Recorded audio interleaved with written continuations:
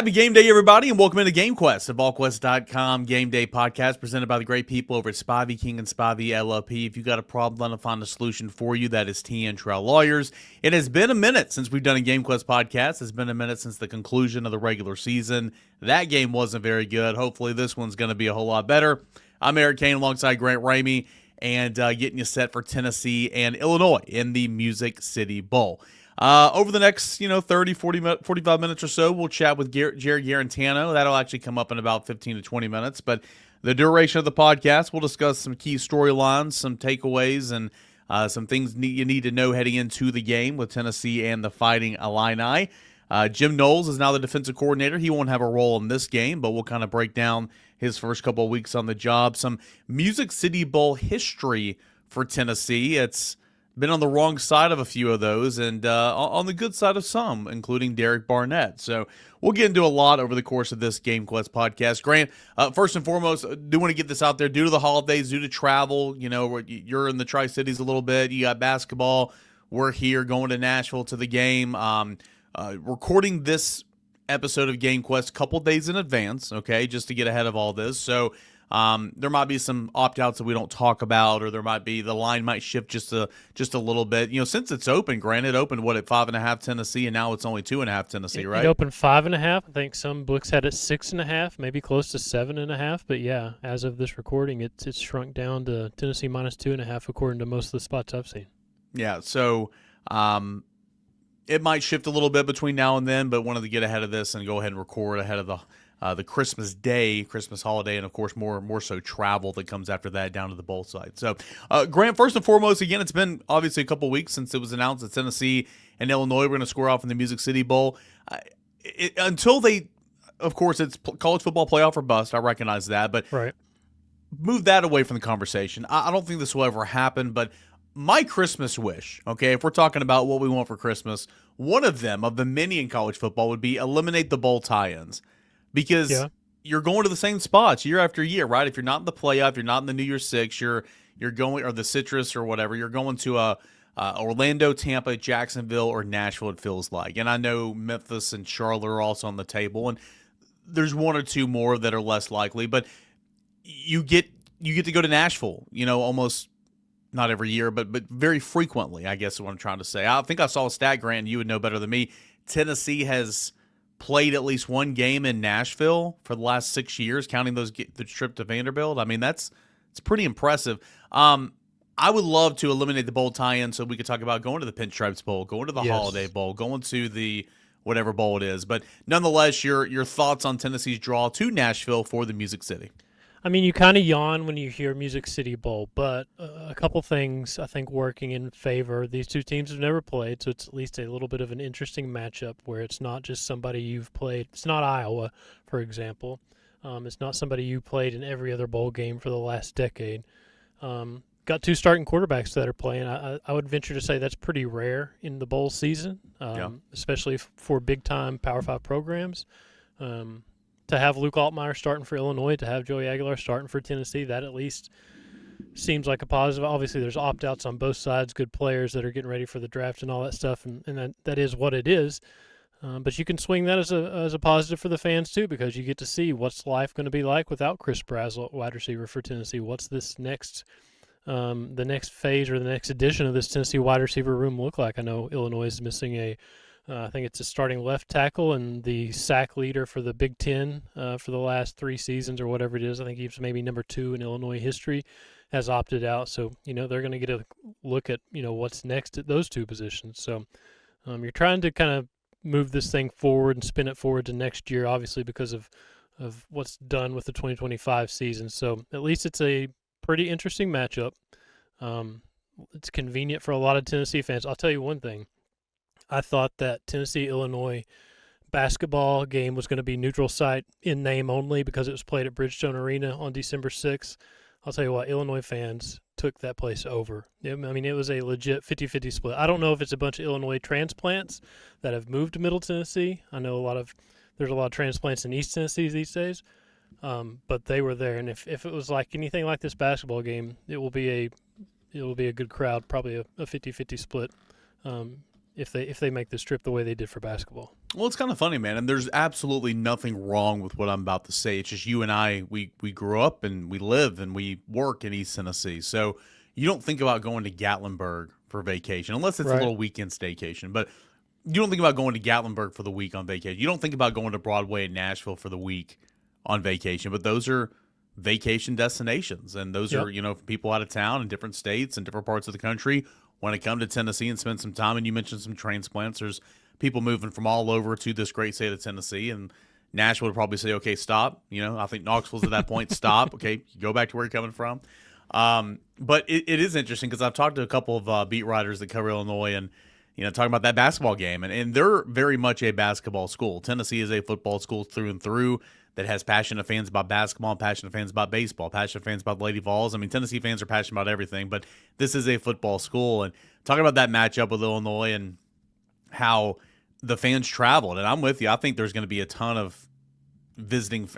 I think the Illini is actually the home team in this one. There's going to be a ton of the opposing fan base here in Nashville for this one. And I also think it's interesting, kind of sidebar, Tennessee opened the season neutral site against an orange team.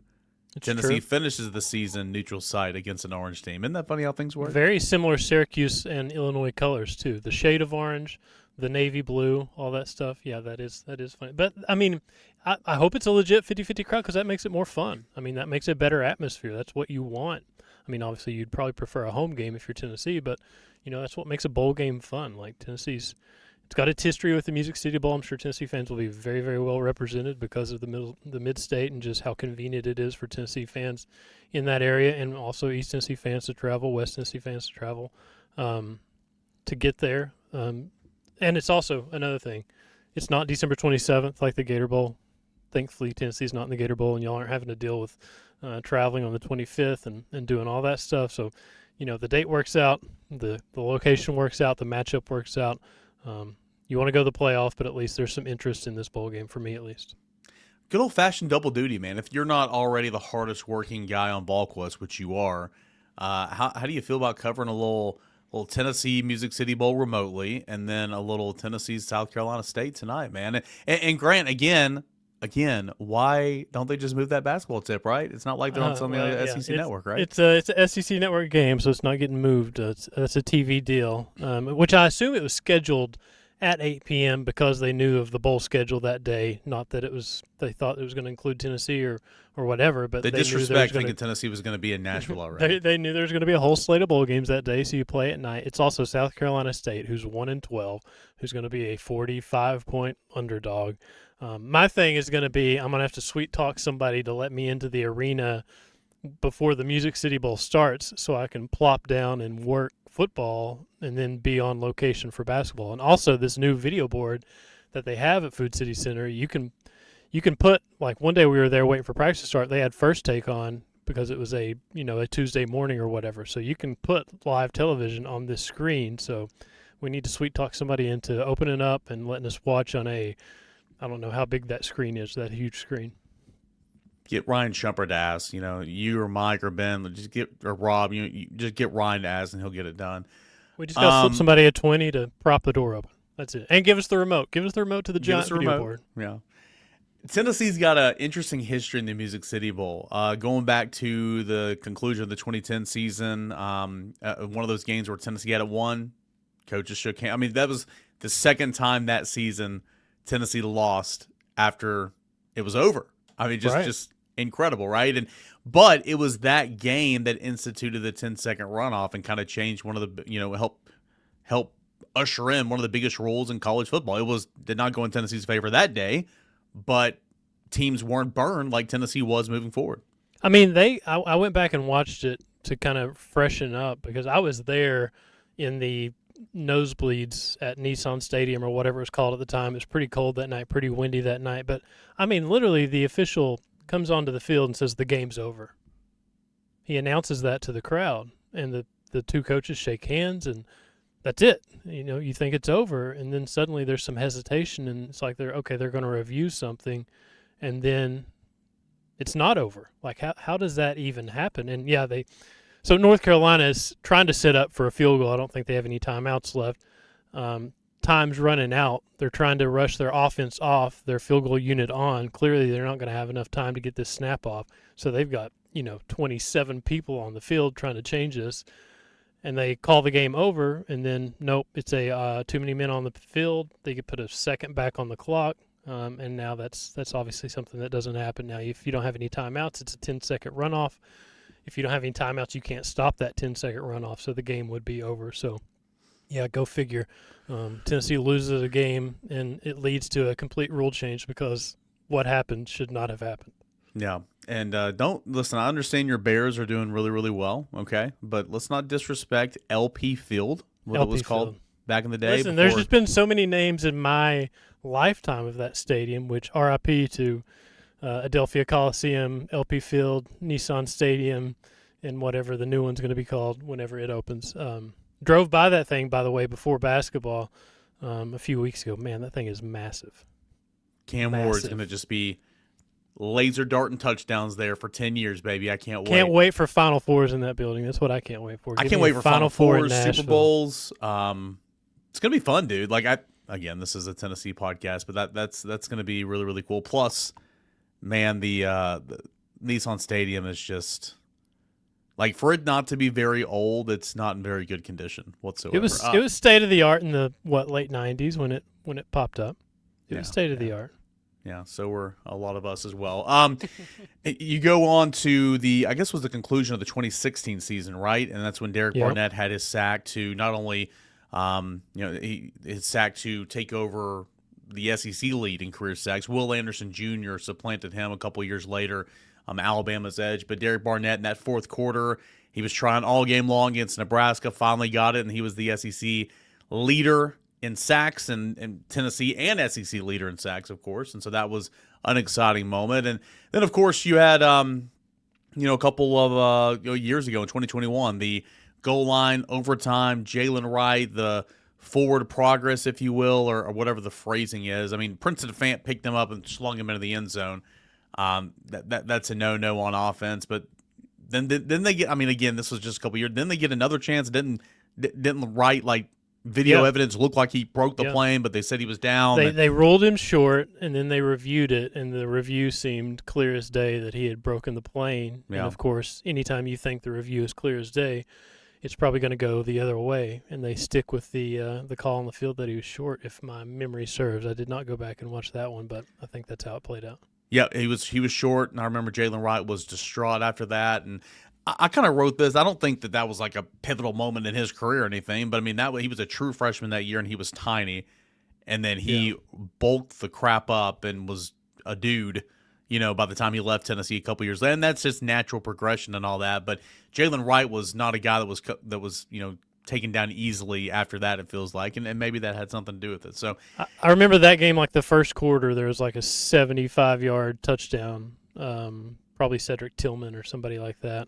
And it was just okay, this is what this is going to be today. It's just going to be more of the same because they had been very explosive, obviously, in the first year under Josh, kind of unexpectedly explosive based on what the roster he had to work with. But Purdue had a pretty good football team, a lot better spot than they are now, Purdue football, and they made it a pretty good game. That 2016 game was also the last Josh Dobbs Tennessee game, and I'm pretty sure he had 400 total yards and 4 touchdowns because that's just what Josh Dobbs did. Just what he did, yeah. I remember that Music City Bowl. It was in my earlier days with Volquest.com, and I remember throughout the bowl season process at one of those practices that we got to see back when we got to see practices, I wrote something like Warren Burrell was one of the players that talked to the media, and so I wrote something on Warren Burrell and something about getting better and, waiting his time and all this type of stuff. And I just remember after the Music City Bowl, when I got back to the car, I was just checking the board, and everybody bumped that thread. Can you believe it? Bumps on GQ, right? No, I cannot bumping that thread. And that was, unfortunately, the downfall for Warren Burrell in a Tennessee uniform. He played the next year, started, got hurt, missed most of that year. 2023 was a disaster. He transferred out, and I think he finished at Georgia Tech, I want to say. But I remember a bunch of threads being bumped from that story I wrote in the media availability about Warren Burrell because Aiden O'Connell just torched him along with Deshaun Rucker, I believe, along with anybody else that was in the Tennessee uniform in that secondary. How dare you write something glowing about a player from a media availability. How dare you? I know. And then he doesn't play well. It's on you. It's on you. It is on me. So Tennessee in the Music City Bowl. Again, you mentioned a couple things about the quarterbacks. I think that's pretty interesting. Joey Aguilar, Luke Altmaier. Of course, there's the backstory there as well. Luke Altmaier rumored to be one of the guys that Tennessee had a lot of interest in when they were trying to find another quarterback. And he famously went to a basketball game in the offseason last year and I'm coming back. That was the Tennessee game actually. Was it the Tennessee game? That's interesting. At halftime, they played a video of his highlights from his season, and then he comes out on the floor with a microphone and says, "Let's run it back" or whatever. Yeah, that's cool. By the way, that's really cool. So I always thought it would be kind of, and again, money talks. It is what it is, and things change all the time. I always thought it would be kind of weird if he were to end up going to the portal and transferring to Tennessee. But anyway, because the timing was so crazy. That was 3 months before, 4 months before, I guess, Nico entered the portal, because that was a mid-December game, Tennessee at Illinois. And then obviously everything changes in April when Nico decides to bounce. So you have that storyline, and of course Tennessee was also rumored to be in on about 17 other quarterbacks that entered the transfer portal or could have been possibilities, and it feels like we're in that situation now. Well, we're not talking about quarterback for 2026 today. We'll continue to talk about Illinois. Do want to mention real quick before we get to Jarrett, though, before we'll talk with Jarrett. You and I will do our keys and picks and all that and more coming up after our conversation with Jarrett. It has been a pretty, I would say it's been a pretty good start to the offseason, because this is the offseason. I understand we're taking a break at the offseason for a little Music City Bowl, but Tennessee parts ways with Tim Banks. First notable departure that Josh Heupel's had with any member of his staff. Goes out and hires Jim Knowles. And Jim Knowles has not been – he has literally just been the guy kind of creeping in the background, just taking notes. There's been no roles. He is not coaching defense today. That's going to be William Enge. He has been very hands-off. This is Tennessee's 2025 season. They are finishing that. He is not getting in the way of William Enge or anybody else on that defense side of the football. He's sitting back, taking inventory ooh, I like this guy. Yeah, I might want to tell this guy to get on out of here, or I need this guy, or I like that they do this in practice. I hate that they do this in practice. I mean, there's been a whole lot of that. And, he's also been evaluating, deciding kind of what he wants his staff to look like and all that. But having said all that, you and I haven't really specifically talked about this. I think that was a big boy hire. That was a heck of a hire there by Josh Heupel. And you can nitpick anything and pick anything apart, and that's what we do as humans. That's what we do as sports reporters. But the fact of the matter is, sure, his defense might be statistically the worst in year one.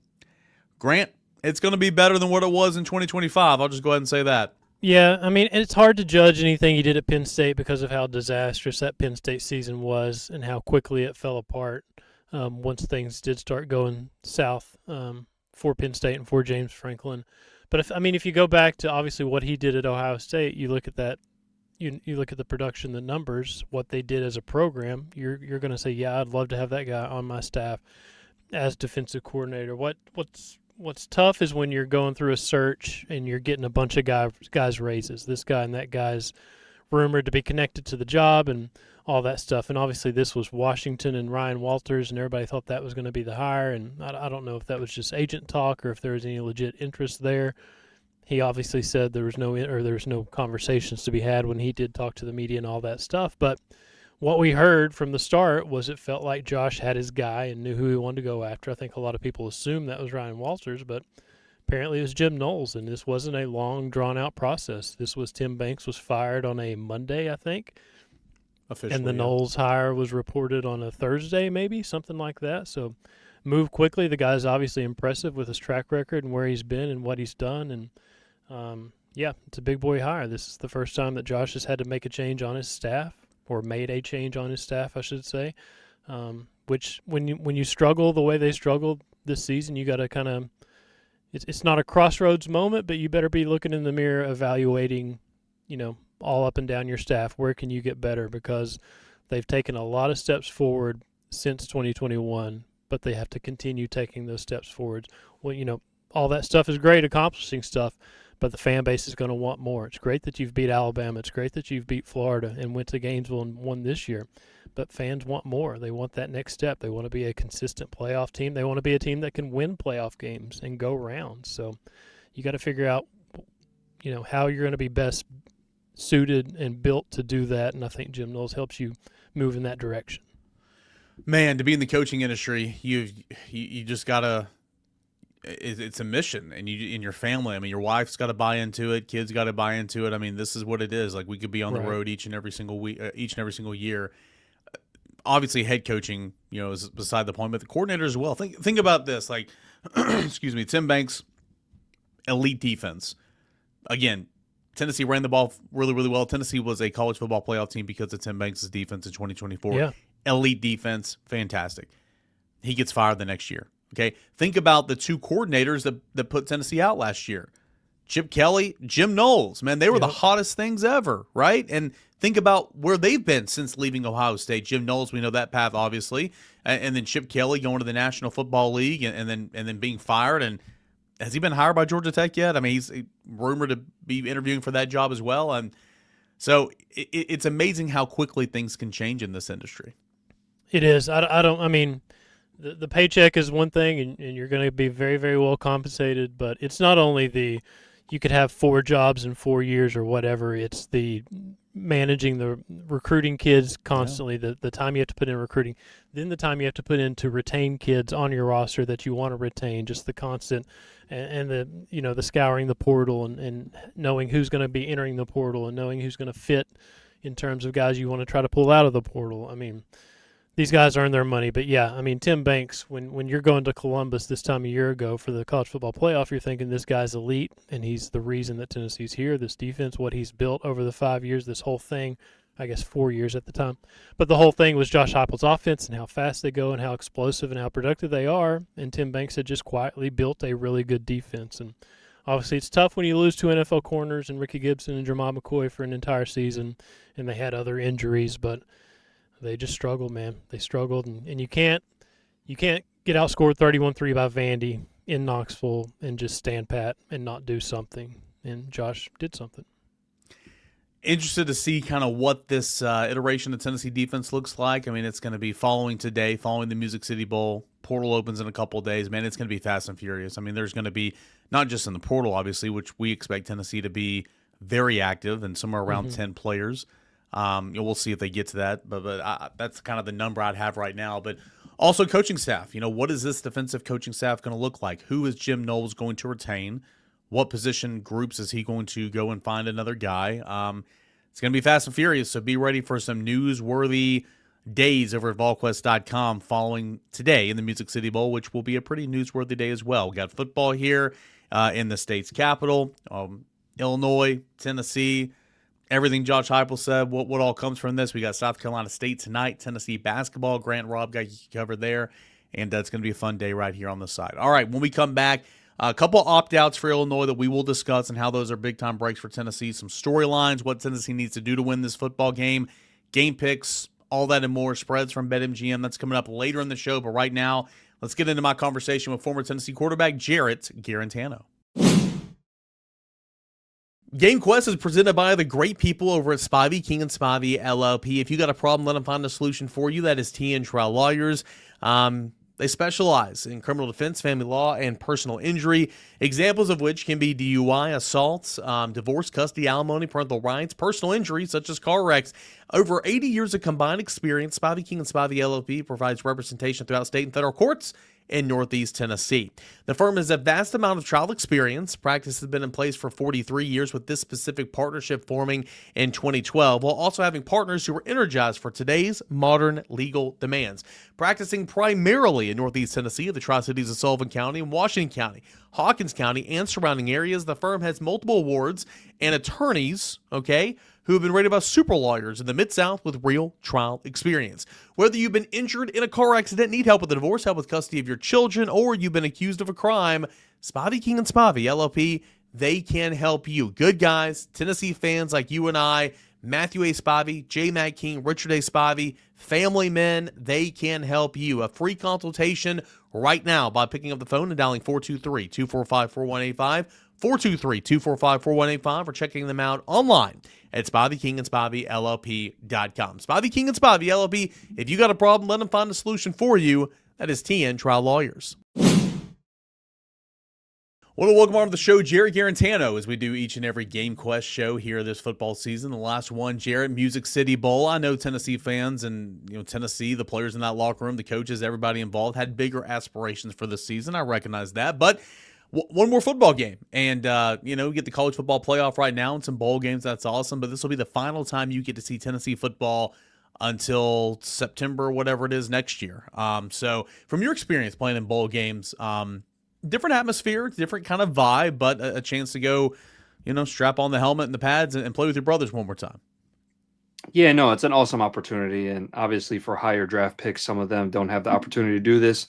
I agree with some of their things, just like Chris Brazzell, if he did not want to play in the game, I do not think he should play in the game just because of that instance. But for my instance, and for some of the players that I had the chance to play with, it was awesome being able to finish the season out on a high note. Obviously, you get a couple more practices with the fellas while you're cleaning out your house, apartment, whatever that may be, if you are a senior going on to that next level or that next choice in life that you have. But no, it's an awesome time, right? You're on campus. It's just you and the boys. There's not much going on around you. Playing a lot of Xbox, having a lot of family time at the complex. It's really enjoyable. And then obviously having the opportunity to strap it up one more time against an opponent that you most likely most of the time do not have the chance to play, just like we did last year at Ohio State, right? We don't really ever see Tennessee-Ohio State matchups. Being able to play another team from another conference is always pretty cool by itself too, because they have their own brand of football. But super exciting times, and we had a lot of fun when we played Indiana back in my day. Yeah, it was a really good game. Came down in the fourth quarter, and that was an exciting win down there in the Gator Bowl and cultivating the 2019 season. That's right. And yeah, then the whole world shut down a couple months after that. That was not a fun time, but nonetheless, it's interesting. Like back then, I always thought whenever you're a young team that might have struggled or whatever, like those 15 or whatever extra practice, they're not 15 anymore. I think Tennessee's going to practice like 10 times total. Like those practices are so instrumental. They're so valuable to kind of spring forward to next year. I've come off that a little bit. I don't think it's that, because again, right now Tennessee's being coached by defensive coaches that they may or may not be here. Jim Knowles, of course, we'll talk about that here in a moment. He's not coaching, but William N. just kind of that interim DC right now. And it's different. Like sure, like they can't even do it now. Like the new signees can't be here anymore, but they used to be able to. But like it's not camp practices. Like they're just kind of scout teams or whatever. Like I guess what I'm trying to say is like how big of a deal for a young player is this bowl season in terms of getting extra reps and kind of looking ahead to next year? Because the seniors, as you kind of pointed out, it's like one last hoorah. I'm with my boys. Let's go get this dub. It might be a different mindset for a young guy on the roster. Right. I think the significance, like you said before, the significance of bowl games has gone down every year, right? I feel like maybe 10 years ago in 2015, the bowl game significance, like there was significantly more at stake. Like the guys really wanted to play in it. I feel like nowadays it's not really that same feeling. When you look at the bowl practices, they're definitely much chiller practices. You're more harping on individual time, indie periods, going over techniques, making sure you're fundamentally sound, going through routes on there, those type of things. Not much contact, especially for the older guys, right? They just went through a brutal season. They're trying to get to 100% for these last couple of weeks before they play. But for the younger guys, they might have certain team periods, just like we talked about for bye weeks. They might have those certain team periods at the end of the practices, being able to go good on good with them, being able to get some of the valuable time with the position coaches that they really haven't had all season. So it might be some good things for them. Right now, it's just a weird time in college football because the majority of the guys, it feels like, are going to be in the transfer portal if they're not already. Who's leaving? Who's staying? Who are we scouting from other teams that might be playing in the bowl game that want to leave? So there might be a lot more behind the scenes movement right now in terms of trying to get the roster breakdown, trying to figure out who's going to play in the game than ever before, right? And that's just going to have to be something that the team and the coaches and the staff and the personnel department, they all figure out on the amount of reps, who's going to play, who wants to play, and who's looking to transfer. What I always thought was interesting about bowl games, and really even last year, is that time period between the end of the regular season and when CFP practices and or bowl practices pick up. I think there was a week last year where they were just completely off. They might have had some workouts and stuff, but like they were just completely off. They were finishing finals. They're doing this and that, and then they all kind of reconvened. They started the college football playoff practice. This week and I mean, the calendar's changed so many different times. A lot of times the coaches are out, like, making those final pushes for signing day and all that. So, like, all the coaches are scattered. I think this year, for like the Music City Bowl, Tennessee, literally the football team, literally had like 2 weeks off, no practice. And they did some workouts and all that. But how big of a deal is that to, like, the last time you put on shoulder pads, or the last time you put on a helmet was the last game you played, and then like 2 weeks later you got to kind of get in that football mindset again. It might not seem like that big deal, but like football players, athletes in general, creatures of habit, right? You get away from your norm, then you got to have to jump back into it. How big of a deal is that, or is it a big deal at all? No, it is a big deal, and it's not outlandish for people to feel rusty, for the guys to feel rusty going into the game, right? They haven't seen in-game action in 4 weeks. It's basically a whole new season. But from the aspect of the program and how they want to go forward, some coaches kind of allow the players, or try to control the players into thinking, or motivate the players, I should say, into thinking that this new game, or this game coming up, is kind of the next new season, right? This is how they're going to start out 2026 going forward. So coaches trying to motivate the players and get those guys into that game shape mentally and physically is a huge thing, right? These guys have to go prepare. There's more time than any other game, right, throughout the season, that have to prepare for this. So realistically, you should know in and out what this defense is doing, what they're planning to attack. And then on game day, you might have some of what's the word I'm looking for? Might have some, I don't want to say lackadaisicalness, but you might have some, like, just some things that you haven't seen in the past couple of weeks because you haven't played a game, right? You haven't been able to be in real action. So you might not be moving as fast mentally or as physically as you were during the season. But by the second quarter, halftime, you should feel pretty good about everything that's going on. I've always wondered, and you experienced this, I would assume, when you guys went down to Jacksonville for the Gator Bowl in 2019. Like, you practice, you break for Christmas, and then you reconvene in that city, or you reconvene maybe in Knoxville and then travel or whatever. Like, I'm pretty sure, I mean, Nashville's different because it's just a couple hours, west. Like, I'm pretty sure Tennessee's meeting in Nashville Christmas night. Like, how weird is that to, like, practice, go home for like literally 2 or 3 days, celebrate Christmas, and then sometimes on Christmas be traveling in the airport or whatever to go to your bowl destination?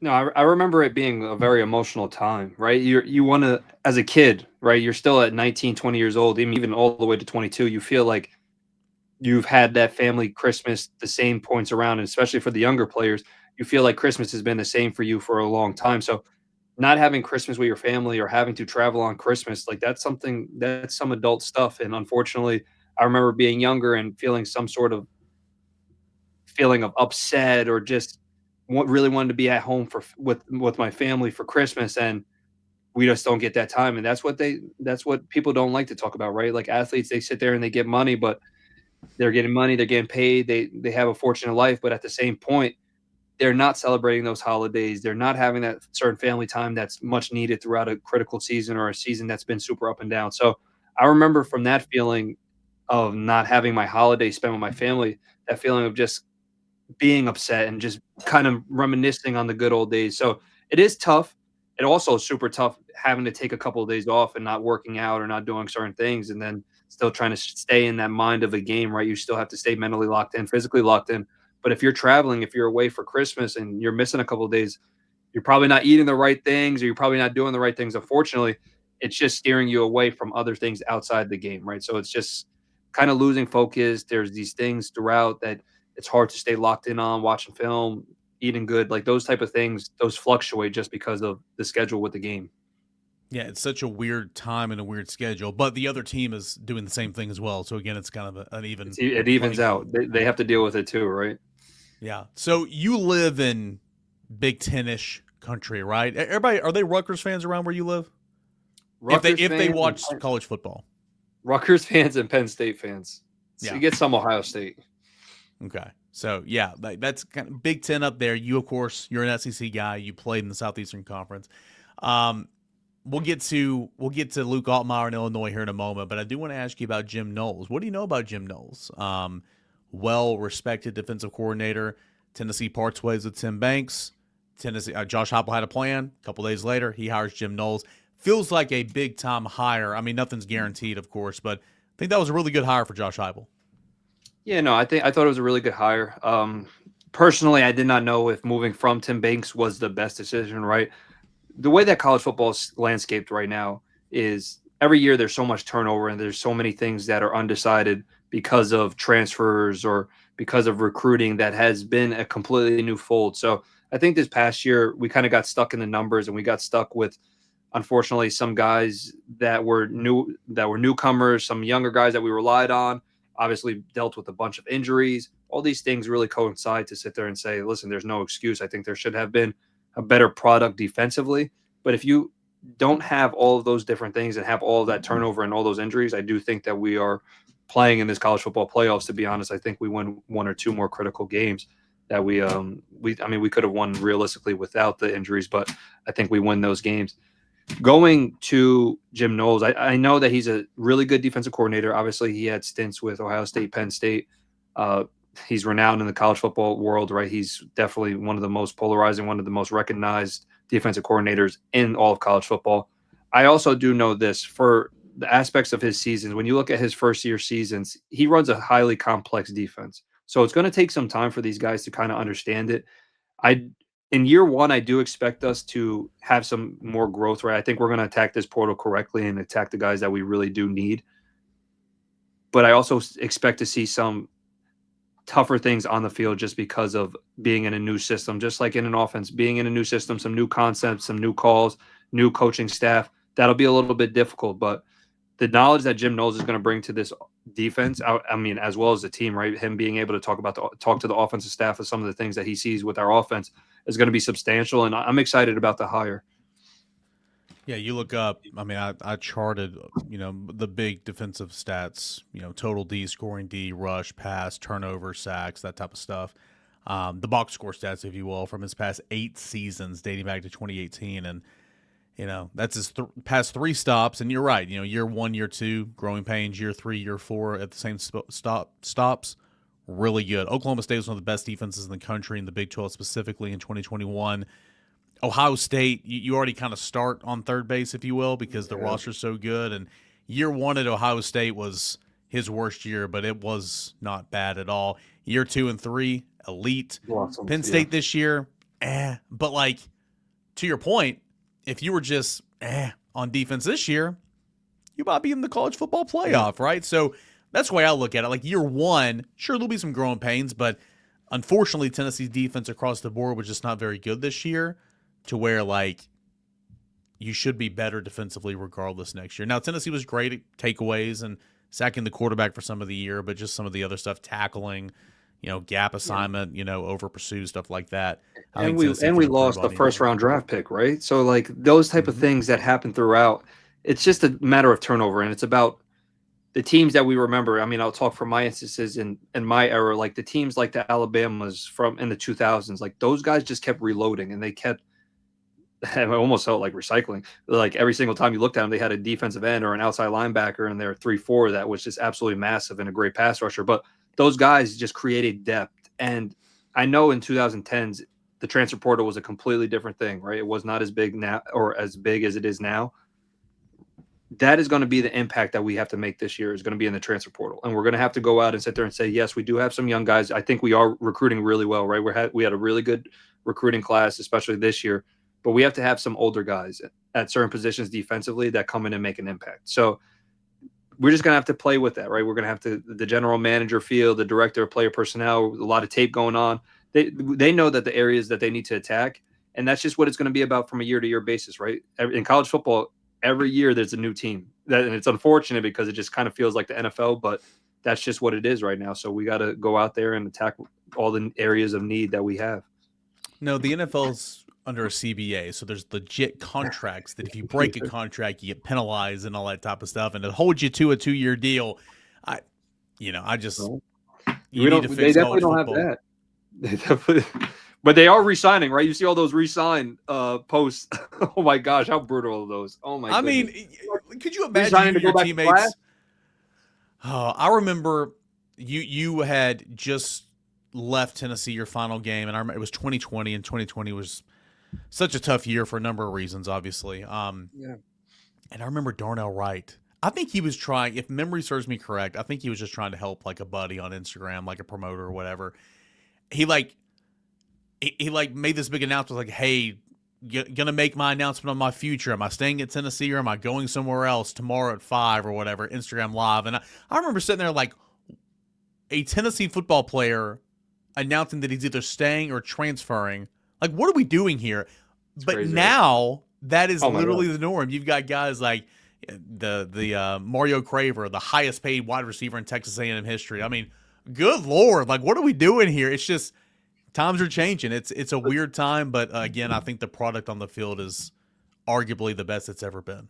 Oh, for sure. And I mean, when you look at the Darnell thing, like that's significantly minor to what's really actually Yeah, happening right now, right? And listen, I'm a component of the players should be getting paid, but the fact that we're for doing the sure. re-sign thing and those type of things, when the emphasis of college football is also the college part before the football, it just makes it a little bit weird when we're talking about re-signing players and this player's coming back. Like it should be the norm that they are coming back, and if they're leaving, that should be out of the norm. It's starting to feel like them leaving is the norm, No, unfortunately.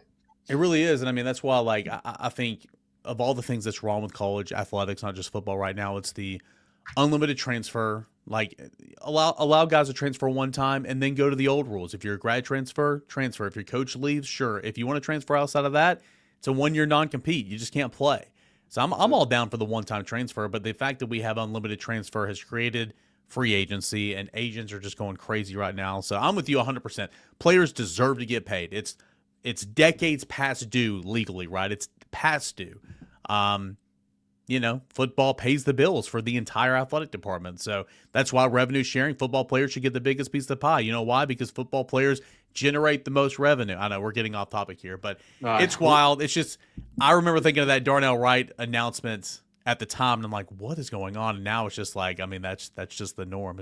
It's crazy how things change in just 5 years, man. 5 years. 5 years. No, it's craziness. There's no turnover, man. It's. I mean, I'm sorry, we got it. Like every year, like you can't even really focus on a year-to-year base. Like you can't focus on, all right, these next 2-3 years, this is what it's going to look like in the fold because this is what we have. This is our recruits. This is how it's going to lay out this depth chart.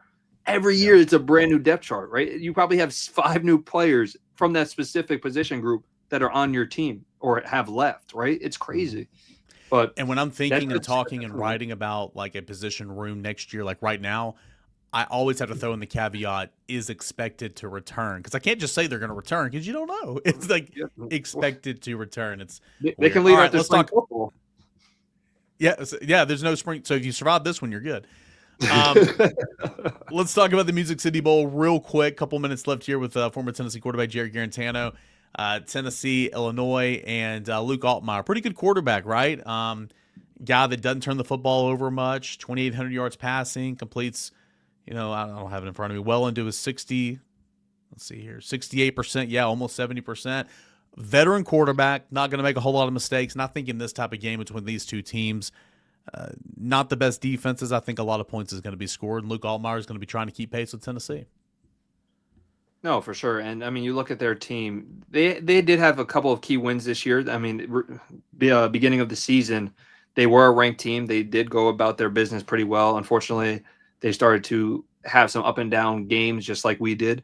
But they have some good players on offense. Right? We talked about Luke. They know all about Luke, and then you look at their team. They have a couple of running backs. They run a 2 running back system with Valentine and Fegan. Those guys are pretty good players. They combine for approximately like 1,000 yards, and then you got Hank Beatty, who's almost 1,000-yard wide receiver, right? So those two guys are going to try to make a lasting impression. It's their last games ever with Altmaier and Beatty. So it'll be a pretty good game for them. And then defensively, that's where they really are best, right? They had 8 guys defensively that were on all Big Ten, that won all Big Ten awards, whether it was honorable mention, first team, second team. So they're pretty stout defensively, and it'll be cool to see the matchup between another Big Ten and SEC opponent. Yeah, it should be interesting. Gabe Yakas, who is one of the league leaders in sacks. Actually, I think he's tied for the league lead with like 11 sacks or whatever. He's not playing in this game, one of those opt-outs. First team All Big Ten left tackle, J.C. Davis, opting out, not playing in this football game. So those are some big wins for Tennessee. I'm intrigued. I mean, football evolves and everything. I mean, everybody's multiple. Everybody runs a variation of a 4-2-5 defensively, it feels like. But like Big Ten, multiple tight ends. Illinois is going to employ 12, sometimes 13 personnel. can Tennessee run a 4-3 a lot of those times? And it's going to be interesting, too, talking about guys who aren't playing and everything, like expecting the defensive backfield to look something like, your corners, William Wright, Ty Redmond, your stars, Jalen McMurray, your safeties, Idris Farouk and Andre Turrentine. Like, if they come out in 12-13 personnel, Tennessee runs a 4-3, takes the star off the field, could you put Jalen McMurray at cornerback in order to get your best 11 on the field? I don't know. It's going to be interesting. You're going to see a little bit different looks. Again, I'm not trying to act like Illinois lives in multiple tight end sets, but I think they're going to run a couple multiple tight end sets, and Tennessee, I think, is a better 4-3 defense. You can't live in 4-3 anymore like you used to 5-6 years ago. And it's tough, right? We were talking so much about, like, it felt like Tennessee of last year. We were talking about kind of what defensively that we were doing. It's still the same defensive team, right? They had a lot of struggles this year with tackling and rallying to the football. And of course, with obviously just some MAs, missed assignments on a lot of things, unfortunately. So we're going to see if the defense is more sound without our defensive coordinator being there, if they run more of a vanilla defense and they try to kind of keep everything in front of them and play Illinois the way of the bend don't break. But it'll be super interesting to see these guys, and I expect from both teams certain guys being on a certain amount of pitch count of plays just because it's their last game, if they want to sit out or whatever that might be. Who knows how many guys from Tennessee, like Chris Brazel, might sit there and say, I'm going to play 20 plays today, or I think Joey will play the whole game. But maybe there's a certain couple of players that just like, let's just not go and hurt ourselves before our draft and before our combine stuff going into the pre-draft thing. So it'll be interesting to see the dynamic of the game. And I personally think it should be a pretty good game. Typically this staff has had pretty good success in bowl games outside of this past one, this last year versus Ohio State. I don't even know if you consider that a bowl game. That's more of the playoffs, but I'm excited for this one. Should be a really good game. I'm looking forward to it. Jarrett, you've been on the roster for a Music City Bowl in the past. Of course, if you play football at Tennessee, you know Nashville very, very well, state capital, and Tennessee plays neutral site games at Nissan Stadium. Of course, you play Vanderbilt in town. Should be a lot of orange, Tennessee, Illinois. That's a dad joke. But it should be a really, really good environment. I'm glad you're laughing. Look at that. It should be a really good environment, man, and I'm looking forward to it. Jarrett, great job all season long. Thanks for joining me. Looking forward to doing hopefully some projects in the off season, and certainly having you in the fold here next year as well. What are you doing on your YouTube channel? What are some things that we can continue to follow your work as you're kind of building this brand, talking football now instead of playing it? Right. I think this my next phase, it will be going to kind of player breakdowns, right? I think going into this new season, if Tennessee was to recruit a quarterback out of the portal, which we really didn't talk about, and that might be for another show. Yeah. I will go into more breakdowns on what that player offers, what that player brings, and some of the certain things that I saw from this past season, possibly some of the newer recruits that we get, possibly in the transfer portal that are on this new team. I review what they are like, and it'll just be kind of more of a college football landscape outlook type of thing, right? I might go start connecting into other SEC football teams as well. So it'll be a multitude of things, but I'm super excited to keep going with it, and hopefully I can provide a good product for everybody to see.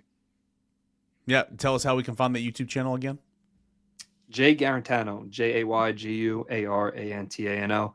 If you guys could, please like and subscribe if you like this stuff, obviously, of course, but it would mean a lot if you did. Hey, I say that all the time. Like, it helps with the YouTube algorithm, so the aggregated stuff. So, like, subscribe, comment. Good or bad, prefer good, but we'll take the bad again because it's the aggregated stuff. But and also, if you need help spelling Guarantano, just Google it. Google it. Also, again, I just like up until your last year in Tennessee, it was everybody Tano, and then suddenly, is it Guarantano? I don't know. We've talked about this before. I just think that's hilarious. I just thought of it right there. But anyway, I switched it on everybody. I switched it up. Google his name, spell it. Go check out his YouTube channel. He does fantastic work, and we'll definitely do some of those film breakdowns in the off season for sure, man. I appreciate your time as always. You're the best. Thank you, brother. Always appreciate Jarrett Guarantano for stopping by the show. He's done a fantastic job here on GameQuest, a couple of Rocky Top rewinds. I look forward to doing some projects with him, hopefully this offseason. The former Tennessee quarterback has done a fantastic job. Go check out his YouTube channel. subscribe to that channel as well as he continues to grow his brand. All right, Grant Ramey, look at, again, pre-recording this episode ahead of the holidays and specifically travel, just a busy time of the year. Tennessee has a couple opt-outs we know about. You look at Illinois. J.C. Davis is the left tackle, starter, all Big Ten, opting out. And then Gabe Yakas, tied for the league lead in sacks, edge player. Those two guys not playing now. Hank Beatty, the wide receiver, slot guy, really, really good player. He's playing. Quarterback Luke Altmaier, he's playing. But starting left tackle, first team All Big Ten, and Gabe Yakas leading the conference in sacks. Those two guys opting out, not playing for Illinois. That's a big break for Tennessee.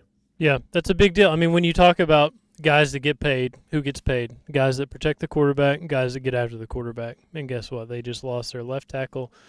The one of the most important, if not the most important spot in trying to figure out how you're going to protect your quarterback and your pass rusher. That's a big deal. It's a big deal for Tennessee not to have Aaron Carter, the guy in the middle of your defense. And it's a big deal not to have Chris Brazzell, the guy who's put up huge numbers pretty consistently all throughout the season, had a breakout season.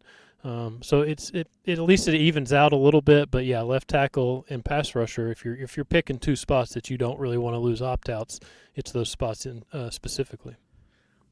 Look at the Fighting Illini offense, Tennessee's defense, which, again, a secondary that's probably going to line up like William Wright, Ty Redmond at corners, Idris Farouk, Andre Turntine at safety, Jalen McMurray at star. Just like the last couple of games of the year, I couldn't tell you who the backup star is. Backup corner, are we talking Tim Merritt here? Again, this is bowl season, and this is kind of what that is. But Luke Altmaier, pretty good quarterback. He doesn't turn the football over a lot. 2,800 yards passing, 21 touchdowns, 5 picks, 68% completion, 441 yards on the ground, 188 net. So he's been sacked a ton, and he has 4 rushing touchdowns. So not a huge runner, but a guy that can certainly run. And, well, I don't have to remind anybody, Tennessee's had some issues defending the quarterback run. Hank Beatty is who I mentioned earlier, really, really good player. 826 yards, 64 receptions, 3 touchdowns, ranks 3rd in the Big Ten in receptions, 5th in receiving yards. He's a slot.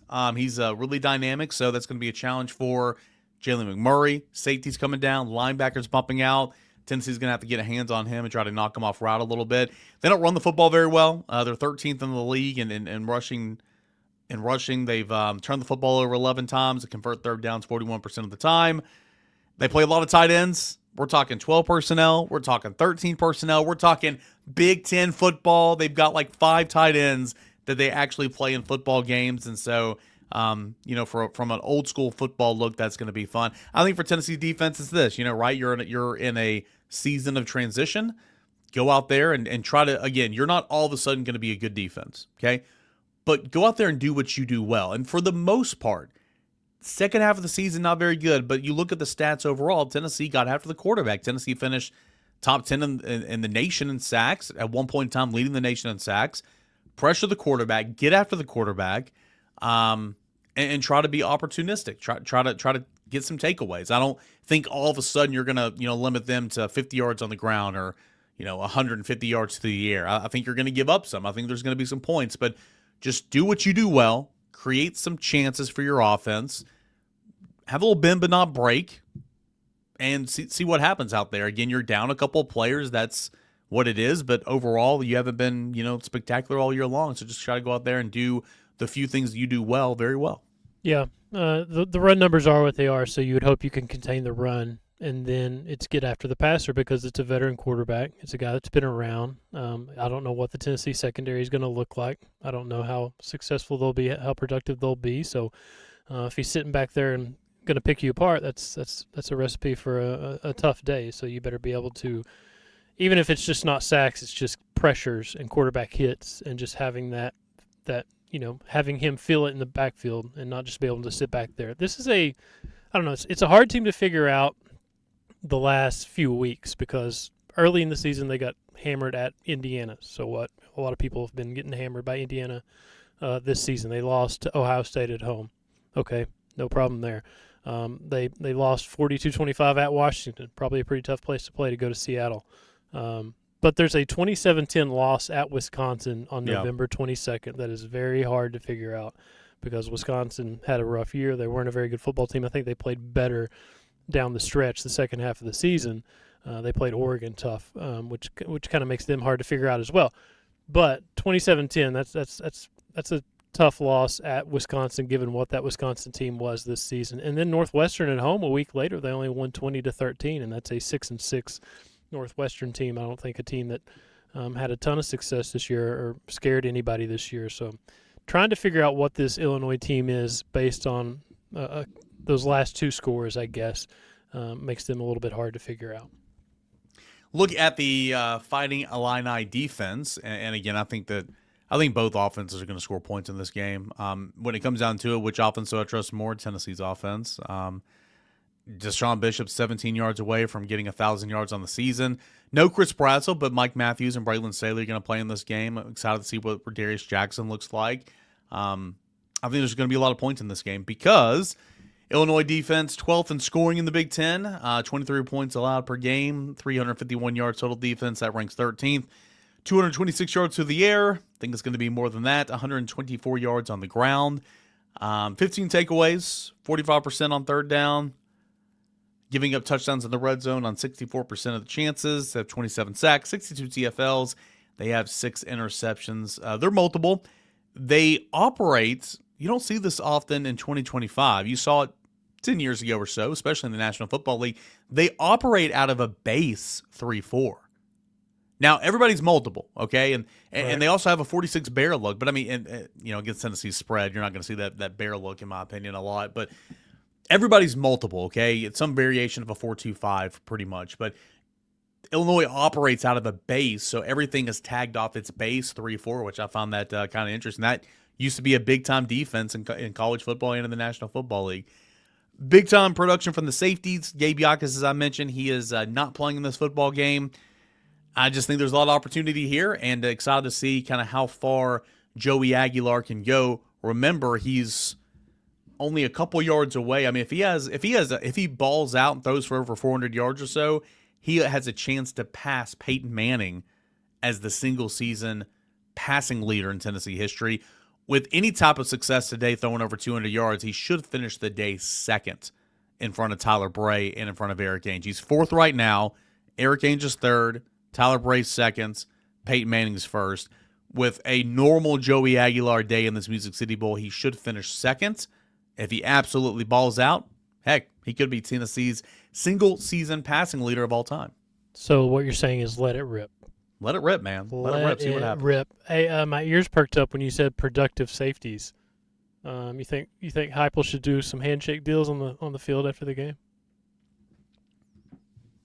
You want to stay away from that. How about it's going to be? We're going to get back to the old school. The AFL, before it merged with the NFL, they would go to bowl games, representatives of AFL teams, and they would wait under the goalposts after the game as players came off the field to go to the locker room, trying to sign professional contracts before the NFL had a chance to draft them. Maybe we should just go back to that for the portal. Like, you see somebody you like, let's go make a deal. What is tampering? Nobody can prove what tampering is. Exactly. What is tampering? It's like the rules on whose line is it anyway. They're all made up and none of them matter. All made up and none of them matter. All right, Grant, give me a couple of things that Tennessee's got to do to win this football game. I think Tennessee can do a lot wrong and still win. I think Illinois can do a lot wrong and still win. This game, a win does not mean anything. A loss really doesn't mean anything. Like we've been saying it throughout bowl season. Like, this game doesn't matter at all until you lose. Right. And then that's just going to be another thing for people to throw at Heupel or just people to complain about all season long. But if you win, it's like, who cares? Who cares? Which it's a real win-win opportunity. Yeah, I mean, again, it's kind of like the Florida game. It's like, well, you should beat Florida. Florida sucks. But it's like, well, you haven't beaten Florida down there since, 03, and it's like, or, whatever year it was. Yeah, Tennessee finally gets a win down there, and I can't even remember what year it was. It was 03. It was 03. Casey Clausen, the Iceman.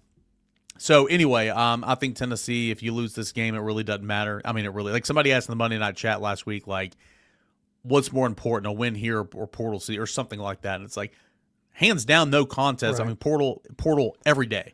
Every day. Because the portal is going to shape your 2026 season, just like it does Exactly. for everybody else. I mean, my Having keys. said that, give me some storyline. Give me some keys. My keys. You got Joey. You got Braylon Staley. I don't know what the rest of it's going to look like, but I like those two guys a lot. I like what we've seen from them pretty consistently throughout the season. So I think they should lean on that. Let it rip, like you were talking about. Throw the ball all over the field, and if you do that, Braylon Staley's going to have to play a huge part of that because he's been so good and had such a breakout season, and it would be cool to see that continue. Yeah, I want to see some of the younger receivers and the younger guys and see what everybody else has got. But I think if you're trying to obviously win this football game, you better lean on what you know. And I think the two things that you know the best going into this game are Joey Aguilar and Braylon Staley. So, get Joey up that single-season passing number.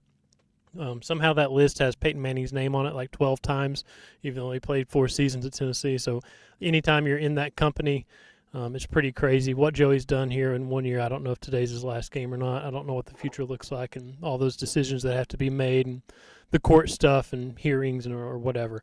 But let it rip and see what you can do with Braylon Staley. And I don't know what the defense looks like, but see if you can outscore Illinois because it's bowl season. Give us all the points. Make this, a 49-45 game would be awesome. Let's go.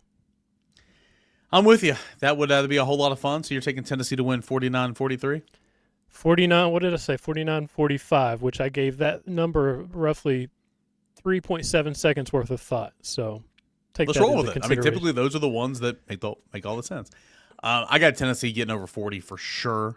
Give me Tennessee 45. Give me Illinois 28. I like Tennessee in this game. No respect for the Illini. I mean, I don't know. I mean, Eric Cain, chief disrespecter of Illinois football. Which one do you know? I mean, which one do you know more? I know Tennessee more, and I know Tennessee's offense more, and I don't know. I mean, William Inge, call a game like, I mean, just be crazy, dude. I mean, it doesn't matter. I mean, maybe you're competing, and you have been competing, obviously, to try to have a spot on Jim Knowles' stat. We'll see what happens there, but you're calling plays, buddy. Get after it. Mixing things up. Be aggressive. There's no tomorrow. There's literally no. That makes you very angry people. What movie is that? That's a good point. If you are planning to be back at Tennessee in 2026 and you play defense, today is a very big day to put something on film. Especially if you're not happy with what's been on film for the last 12 games, this is a very big opportunity. Not something I had thought about before you said that. What movie was that from? Makes you very angry people. There's no tomorrow. I'm going to fail that test 100 times out of 100. Coach McGinty, man. The replacements. R.I.P. Couldn't tell you a single thing from that movie besides Keanu Reeves. Yep. Put some respect to Shane Falco's name. What's his name? The guy from Hoosiers, right? The coach. Yes. Who he passed away this past summer. What's his name? I forgot his actual name, which is not good. But he did pass away this past summer. It's tough getting old, okay? It's tough getting old. Somebody is listening to this right now, screaming his name, saying, "You idiots. How do you Hurry up, Grant. We're all waiting on you to find it." I'm Googling. He literally just passed a couple months ago. Yes, he did. Gene Hackman. Dang, I knew that. I'm stupid. If you're a listener to GameQuest, you already know this. But yeah, you already know this. Very unintelligent. Give me Tennessee to let it rip. I like Joey to have a game. I like Tennessee's defense to give up some, but I think Tennessee defense will do what it's done. I think it'll be opportunistic. I think it'll create. I think, to your point, as you mentioned, like, hey, the Jeremiah Tielanders, the Perlottis, the Spillmans, the Redmonds, the Farouks, the Weathersbys, the Ross, the Heron, like, get after it, because you are. I mean, your new boss is just sitting over there watching. I don't know if he's going to be on hand or whatever, but sitting there watching, evaluating. I mean, play motivated, play for a bump in your pay. I mean, I think this is the type of game that you can do a lot of those things. So I mean, you should play angry because let's call it what it is. You got embarrassed on senior day by an in-state rival, something that you can't let happen. So if you've got any pride at all, you'll be fairly motivated, but just by that aspect of it alone, trying to get that taste out of your mouth. Should be fun. Should be interesting. The final time this year, literally this year, because New Year's is just a day away. But also for the 2025 season, flip the script. We'll see what happens in portal season. We'll see what happens with Josh Heupel's defensive staff. A lot coming up. We'll see what happens in basketball tonight. Tennessee, South Carolina State. But we got coverage for you all day long. Pre-game, during game, post-game, all that from Nashville right here at Volquest.com. Really looking forward to a fun game one more time covering a college football game. A lot of people think it's a bummer. Music City Bowl, I'm not trying to hype it up and make it something it's not, but it is a football game, and that's fun for me at least. So life's too short not to enjoy every football Saturday or Tuesday or whatever you get. And again, life's too short to take the under. That under, That's at the right. time of this recording, the total at the time of this recording, 61.5. Thanks to our friends over at BetMGM. Life is too short to take the under. So let's pray for points. I'm gonna ladder the total up to like 90 since I just picked like 97 combined points or whatever. I'm here for it. I'm here for it. Going to be a fun day. We got you covered right here at Volquest.com. Couldn't do GameQuest each and every week throughout football season. They've done it for a couple of years now. I thank them. And that's Spivey King and Spivey LLP. You got a problem, let them find a solution for you. T and Trial Lawyers. Again, Grant, very familiar with those guys. They operate multiple in the Tri-Cities. felonies. Multiple felonies. Operate in the Tri-Cities of Sullivan County and Washington County and all those places up there with the great people of Northeast Tennessee, and they can help you. Yeah, just pick up the phone today. Free consultation if you dial the number 423-245-4185. That is 423-245-4185. Check them out online as well at SpiveyKingandSpiveyLLP.com. For Grant Ramey, I'm Eric Cain. Big thanks to Jarrett Guarantano, the former Tennessee quarterback, for stopping by the show. This has been GameQuest of VolQuest.com Game Day Podcast.